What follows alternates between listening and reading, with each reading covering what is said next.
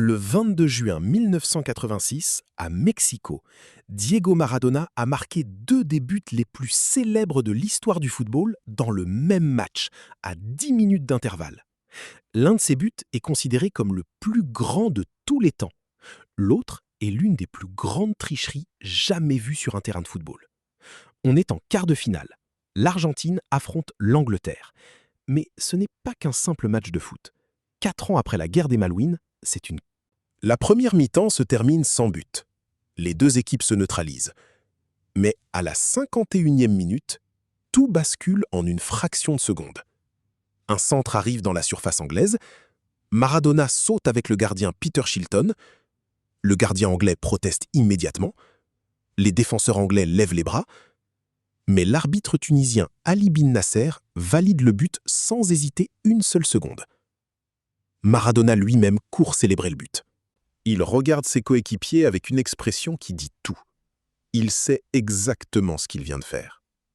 Après le match, un journaliste lui demande si c'était la main. Maradona répond avec un sourire. C'était un peu la main de Maradona. Un peu la main. Mais ce que beaucoup oublient, c'est ce qui se passe 4 minutes plus tard. Maradona reçoit le ballon dans sa propre moitié de terrain et commence à courir. Il dribble 5 joueurs anglais en 11 secondes. Il couvre 60 mètres de terrain. Le commentateur argentin, Victor Hugo Morales, hurle au micro. Ce n'est plus un homme, c'est un loup-garou cosmique. L'Angleterre réduit le score à 2-1 grâce à Lineker, mais l'Argentine tient bon. L'Argentine ira jusqu'au bout. En finale, ils battent la RFA 3-2. Maradona remporte la Coupe du Monde presque seul, portant une équipe entière sur ses épaules. Le fun fact de ce mondial, Maradona a participé à 5 des 6 buts argentins lors de la phase finale, marquant 5 buts et délivrant 5 passes. Ce mondial 1986 reste l'un des plus captivants de l'histoire.